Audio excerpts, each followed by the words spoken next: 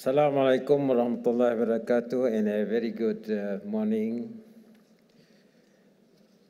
The Honorable Minister of Education, Science and Technological Research Sarawak, Datuk Sri Makan Manyin, who was a teacher, but today he acts like a teacher too. The Honorable Deputy Speaker, Datuk Gerawat Jala, the Honorable Assistant Minister of Education, Science and Technological Research, Dr. Anwar, the Permanent Secretary to the Ministry, Datuk Sudasono, Director of Education, Puan Rugaya, distinguished speakers, distinguished guests, ladies and gentlemen, and of course, our students.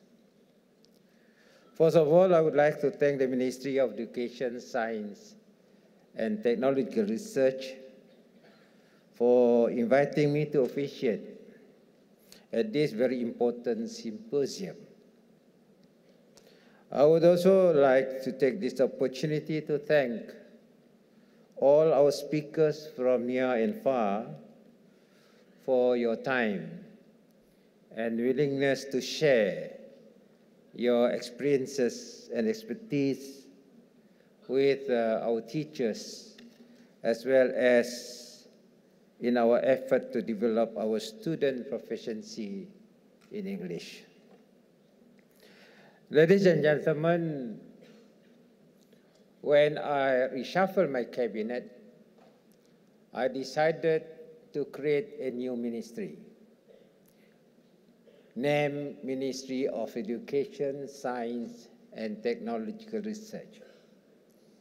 The idea is, I feel we must have a clear roadmap on our education policies so that we can create new generation of Sarawakians who are very familiar with what is going on globally, who can understand the environment they are in, and of course, they can adopt technology in our pursuit for development.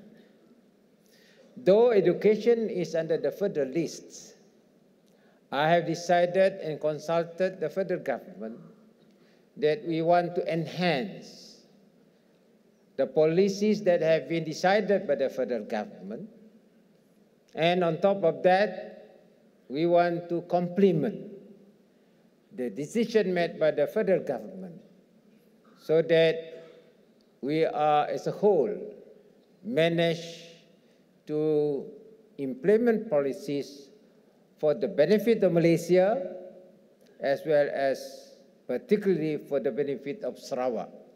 And we want Sarawakian to have global mind and therefore global language.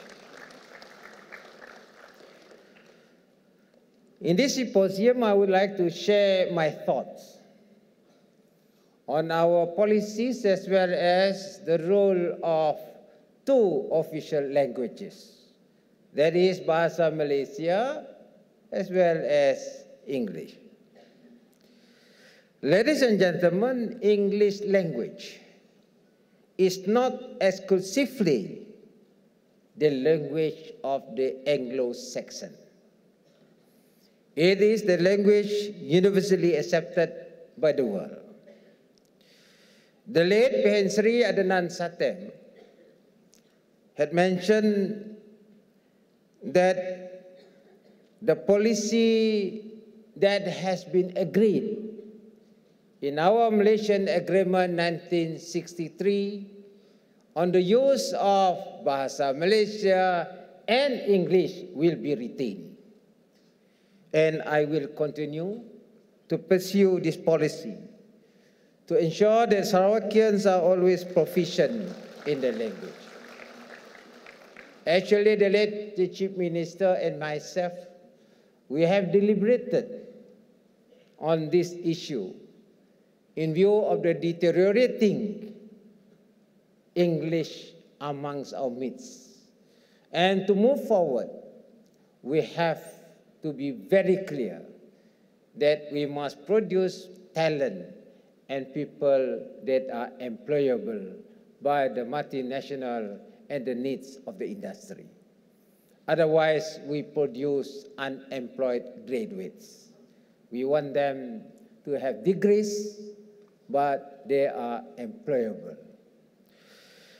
Ladies and gentlemen, while we are just as patriotic and protective as other Malaysians about the status of Bahasa Malaysia as our national language and our official language, and provide all our supports towards its development, we need to be pragmatic and recognize that for us to succeed internationally, we also must master what is currently the global language of business and technology.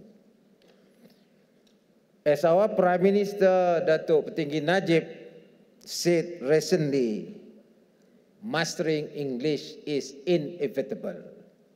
That is what our Prime Minister said.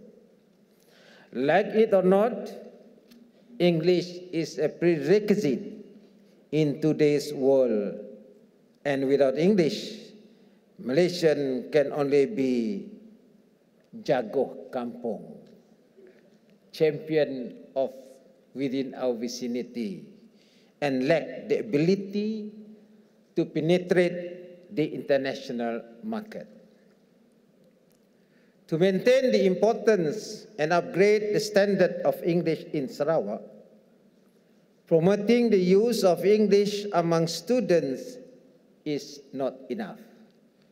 Effort must be made to raise the awareness of the working population and encourage them to improve their mastery of the language even after they have left schools. Robert Cooper, a language researcher, emphasized that if we want to enable a person to use English, then we must put him or her in situation which will demand the use of English. That is why the state government has adopted English as one of the official languages in the state, apart from Bahasa Malaysia. Ladies and gentlemen, despite the many initiatives of the Ministry of Education, that is the federal one, to improve the standard of English amongst our students in school, the general consensus of the public, especially employers, is that it is declining.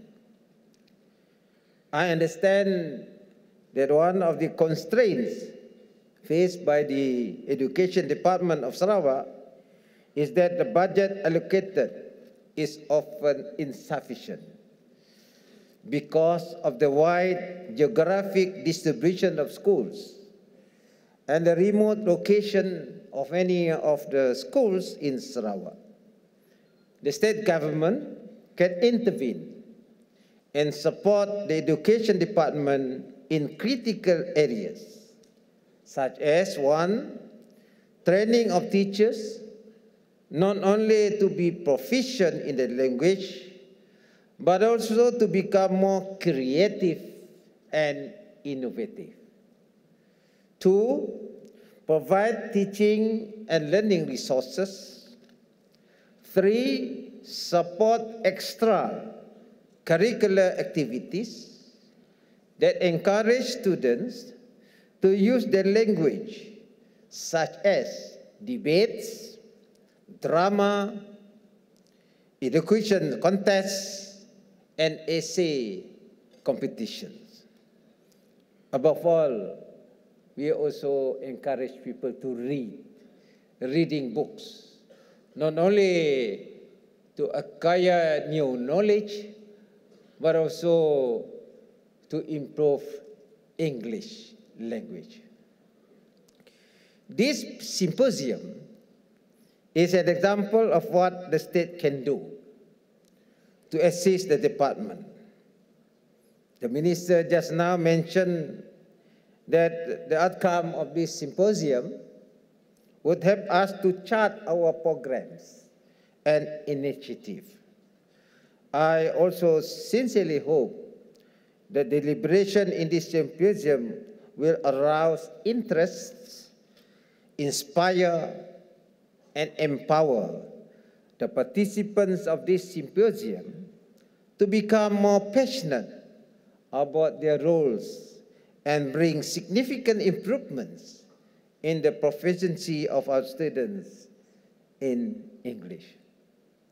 Ladies and gentlemen, now I would like to share you digital economy, the way forward for Sarawak. Our world is now facing a rapid pace of change, driven by advances in information and communications technology. To take advantage of this force and bring benefit to Sarawak, we must adopt a strategic shift in our economic transformation. That is why the state has decided to develop digital economy as a game changer of Sarawak's future. This is an agenda that the state government, under my leadership, is strongly focused on. Two key features of digital economy are: one, it is driven by technology. Two, it transcends borders and deals with global markets. For us to be able to leverage on the rapid development of technology and the access to global markets, an important prerequisite is a good command of English. You cannot avoid that. As mentioned by the minister just now, the importance of English is an increasingly globalized world cannot be overstated. In an era where everything and everyone is connected, proficiency in English language is necessary for accessing information, understanding, and adopting new technologies, exploiting opportunities in the international economies, excelling in knowledge domains, and succeeding in global markets. English is the lingua franca of the internet and the means by which children and youth from all over the world communicate ideas, values, and vision of a future which will affect them. As we develop our digital economy, we must have businesses and a workforce that can take advantage of the unprecedented economic development across the globe. For this to happen, our workforce must not only have the necessary technical skills, but must also be proficient in English. This is why I have requested the ministry to focus on improving the performance of our students in STEM and in English. Ladies and gentlemen, I commend and congratulate the Ministry of Education, Science and Technological Research for enthusiastically taking up my challenge to organize this symposium. Congratulations to the ministry. And this symposium, I believe, is a platform for international experts to share their views and experiences with our local teachers and school administrators. I would also like to congratulate and thank all members of the organizing committee for devoting their precious time to ensure that this symposium runs smoothly and efficiently. I hope that the community of English language teachers, administrators, academics, and researchers participating in this symposium will make good use of this golden opportunity to raise issues, initiate thinking, and propose solutions that can contribute to improve the effectiveness of the teaching and learning process in our schools. I look forward to receiving a report on the outcome of this symposium soon. Believe me, you can have another one next year to improve the performance of this year. Before I sit down, I would like to share with you the incident of where English language is important.